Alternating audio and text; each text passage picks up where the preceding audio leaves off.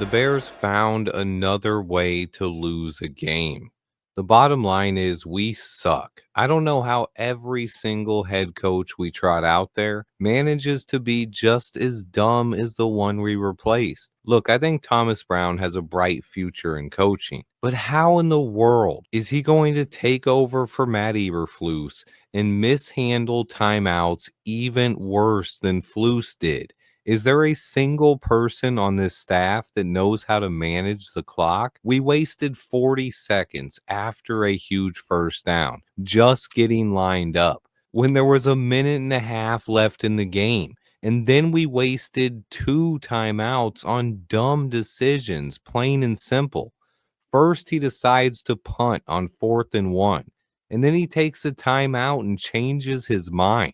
Like, just absolutely baffling. Then he takes a timeout with 2 seconds on the play clock when Caleb was hurrying to get the snap off, even upsetting our rookie quarterback, who could be seen yelling at the sidelines after the coaches wasted yet another timeout. And then the third timeout, in pure Eberflus fashion, he would have in his pocket at the end of the game.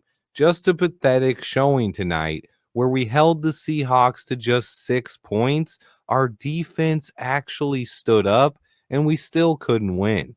Sell the team chants were echoing throughout the stadium all night, and our offensive line had probably its worst performance of the season.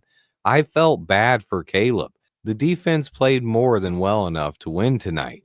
Tremaine Edmonds was really good. Kyler Gordon was awesome. Jalen Johnson also had a great game.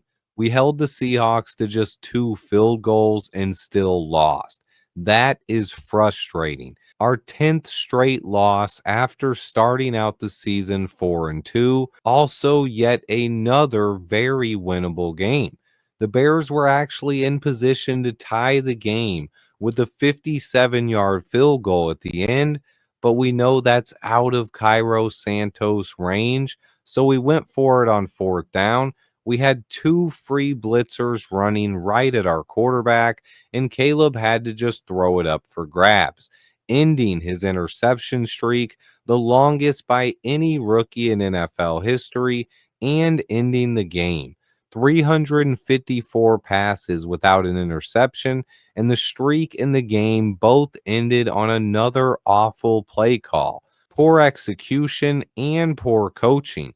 Thomas Brown might as well be fired tomorrow. Let me go ahead and coach the team for a week. I'm kidding, but there is no chance he comes back as our head coach next year. We have to get this head coach right, and we have to fix this offensive line. The Bears did 100% lock up a guaranteed top 10 pick in next year's draft, though. It will be the third straight year the Bears have a pick inside the top 10, another chance to add some more young talent. I try to remain positive here, but honestly, there's nothing to be positive about tonight. Yes, our future is still bright, and I'll feel better tomorrow, but tonight's game was awful and pathetic. We are all tired of seeing this team lose.